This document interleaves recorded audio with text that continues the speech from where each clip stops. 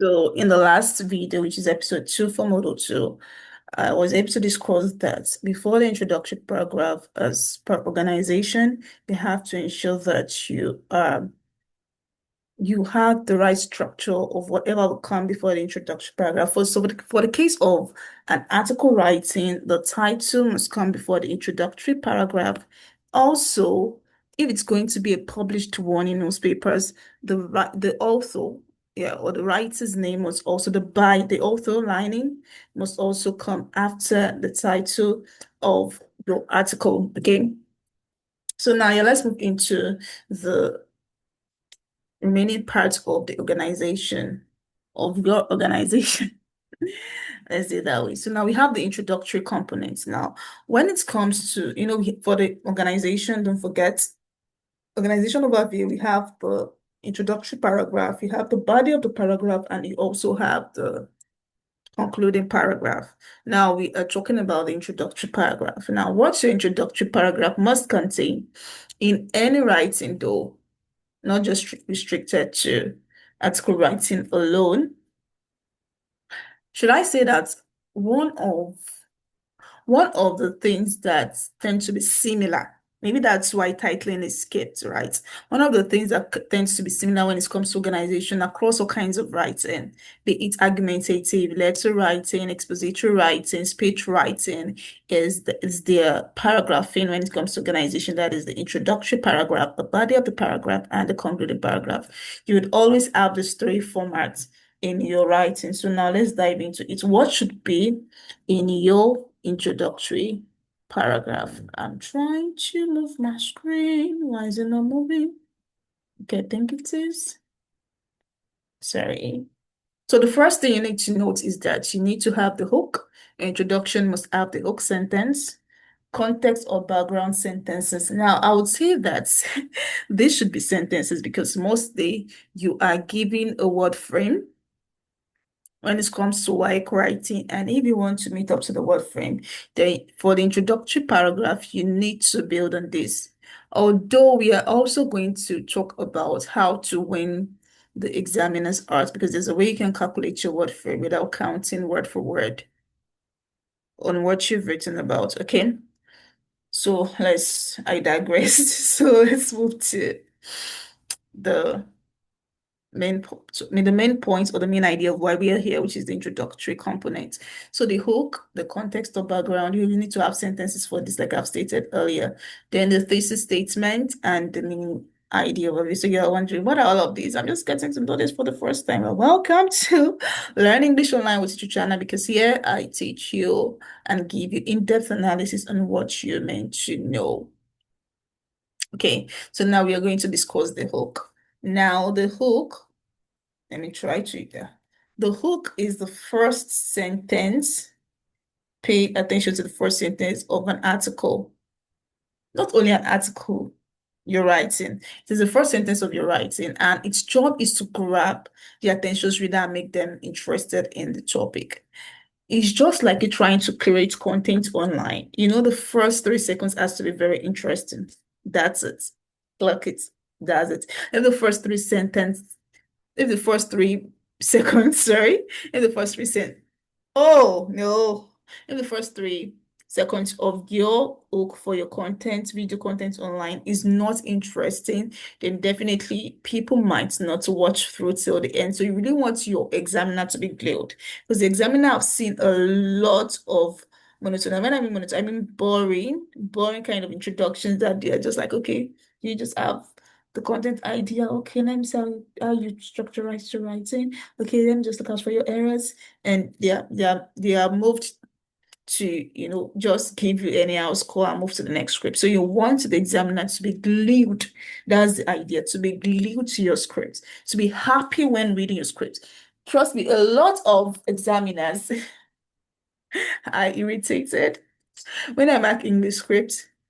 I first have my paracetamol next to me. So that's at the point that I'm reading some kind of expressions and I'm seeing some kind of structures. Imagine you put in the structure of a letter writing and you are imputing that structure to fit into an article writing. Who does that? Gen Z secondary school students. You do that. Yeah, you do. You really do. So I digress. So let's move on. Yeah, you want it to be very, very interesting. And the funnest part is that there are a lot of ways in which you can create your hook, really. There are a lot of ways. I want to raise this so that we can move to the next point. There are a lot of ways in which you can create your hook. So we have different types of hook, right? The first one is like the general statement hook. This is like a broad statement you can use. So for our topic, which is going to be drug abuse among the youth, this is like a general statement hook that you can use to start your writing, right? Every day, more young people fall victim to the dangerous grip of drugs. This is the way to start. This is like telling us the a basic statement that everyone will agree to. Then another hook you can use is a fact or statistic hook. This one has to come with real facts, real figure, real statistics to grab your reader's attention. So if you're saying according to, you need to put your source and you need to put the year sometimes so that the examiner can make reference to it because trust me, the examiner has enough time, thank God for the internet, to Google it and check if it were true. So if you do not know any fact that you can use, just stick to general statements or the other hooks that I'll be introducing to you. So let's go to the example we have here. This says that according to the National Drug Law Enforcement Agency, that means that if I should go online as an examiner to look at your facts that you've claimed to be true, I should meet it this way. Over 15% of Nigerian youth have tried illegal drugs. Yeah, which might be true anyways, but you need to ensure that you are quoting the right source. Okay. You need to ensure that you're quoting the right source. Another type of hook that you can make use of is a question hook. Just ask, it's what's called rhetorical question. Just ask a question that will provoke people to think. Okay, so look at an example here. You don't really need to examine that to answer the question, just a hook to make it. Have been seeing a lot of introduction, but this one is kind of different. Yeah, you can use the question hook. And my question hook here is why are so many young people abusing drugs today? The examiner goes, okay, let me read what you have next. All right, so number 4 is the definition. Okay, you can decide to briefly explain the keywords you have in your topic, which is drug abuse. So let's cut the example. It says drug abuse is the misuse of harmful substances that damage the body and the mind. Then you build on it, making use of your background, which we'll be going to. We still have one more. We still have one more. The last type of hook here is, oh, sorry. The last type of hook here is the observation or situation hook. This hook describes what the writer commonly notices in the society. So it might be something that you've tend to see happen in the society. It's an observation that you've made, right? It's like something that is striking, something that even the examiner cannot argue on because yeah, it is what is happening in the society. So let's look at the examples we have here. Example 1, to make the hook as your first sentence for your introductory paragraph is, it is common to see young people engaging in unhealthy habits today, which is very, very true. Very, very true. You would see a lot of youths trying to take their shisha, their molly, and that comes out by the name. If you don't get it, forget about it. All right. Another one here is in many schools, students no longer rely on personal efforts to succeed. Now, I do not agree to this second hook. However, it might be a hook for something else, but definitely not a drug abuse, because this hook does not tally with what we have for our title. That means that every of the things that you're putting in your writing, either it be structured in the introductory paragraph in the body or in the concluding paragraph, must what? It must align. It must align. So this should butter jaw. The second one, butter jaw. Okay. All right. Let's move to the next part of your introductory paragraph. So after you might have written your hook, the next thing to focus on, because of course the hook is just one sentence. It's just one sentence and it's good. I have like about how many sentences to construct your introductory paragraph. So the next thing you want to do is to build a background writing to support your hook. So now let's see what the background or context component looks like. What is the background or context component of your introductory paragraph? It gives information about the topic introduced in the hook. So whatever you are saying in the hook, you need to continue the line of that story. So yeah. Look at the purpose. The purpose is to explain what is happening, to show where, who, or how serious the issue is. So we're talking about drug abuse. Yeah, of course, you need to complement what you had written initially to show that there's a line of synthesis that is it's aligning to what you've written. So, for example, why are so many youths drowned in the, did I say drowned in the mystery of drug intake? Why are they? Could this be as a reason of them being isolated from their world? Could it be because their parents do not have time to take care of them? So this is like I'm building. I've had about 3 sentences and I'm going to about 10 or 15 sentences. So I'm building on it to ensure that it gives me flow into writing because I'll still have to flow, I'll still have to create a flow from the hook to the context to the thesis statement and to the main idea, which we get into it. What it does, it moves from a general idea to a clearer picture because whatever we're seeing is just still on the general idea. So it's making it more specific because you are not talking about why so many youths, you're not talking about why so many youths are bent on using drug, on having a large amount of drug intakes in their system. That's not what the main purpose of your writing. Do not forget. For episode 1, it is clear because the question is there. So if you don't understand this, go to episode 1.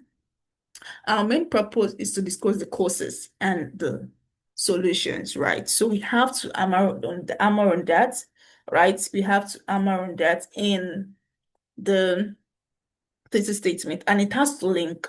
Your hook has to link with the background you're trying to build for it, and then finally to when you'll be stating your thesis and to when you'll be stating the main idea overview. So this is an example. This problem is common among youth in schools and communities. The situation affects education, health, and moral values. So let's assume that our hook was something on let's make use of what we have about the NDLEA. They said about 15% people youth take drugs. So this is like a lead to continue with what we have. So this problem is common among youth in schools and communities. The situation affects education, health, and moral values. This is related to the hook or hooks we presented earlier. Now, aside from the hook, the background or context that you'll be using to build on the hook that you have, another thing that makes the introductory component, which is very important, is the thesis statement. The thesis statement is the main focus of the entire article paragraph. From your introductory paragraph, the reader or the examiner should be able to know what exactly your writing is centered on. It should not be a loose thought. Your writing should be tied together into a unified piece, right? Okay, so let's see this. To tell the reader exactly what the writer will discuss, to guide the rest of the writing. It also helps you guide the rest of the writing, of course, because it makes you not to digress. It makes you to be focused. It also states the writer's intention clearly, prevents the writer from going off topic. It makes you key into what you're trying to write on. Okay, so this one is a particular thesis for another topic. This one is on malpractice, not on drug abuse. So I will fine-tune it to drug abuse. So you can say that this article discusses the causes of drug abuse amongst youth. Now, this is the main idea because from the causes, you can, of course, stem out the suggestions and solutions to curb them, right? So that's like the thesis statement is putting your own writing. That means that you're not digressing. All what you're trying to write on is just the causes, right? That's your thesis, the causes of what? Of drug abuse on youth. And of course, the last component of your writing is the main idea overview. Of course, your thesis statement is that you're trying to nail whatever you're writing on the courses, but you're also going to explain the solution. you're also going to explain the solution, right? And if you are explaining the solution, it needs to be included in your writing in the introductory paragraph, that you're not only focused on that, even as a thesis statement, you're trying to give an overview of what the whole paper is all about. This is not your conclusion, because this is something that should be done in the conclusion, right? But you would see how how the flow is going to come in when we read what is on the screen. So let's read what is on the screen. All right, so of course, the main idea gives you a brief overview, and it's mentioned the key points that will be discussed later. So that means that as an examiner, if I'm not going to read the body, which many examiners do not do, of course, if I'm not going to read the body, then definitely I should have an idea of what subsequent paragraphs should be about. Okay, so let's move to the example. It says this article examines the causes of drug abuse among youth and suggests ways to curb. It's very, very key and in line with with our topic. Now, let's move to what we have here. Now, we have this is another slide again, shall we? Let's move on. Okay, so we are here. We are trying to summarize what we've discussed on about the introduction components.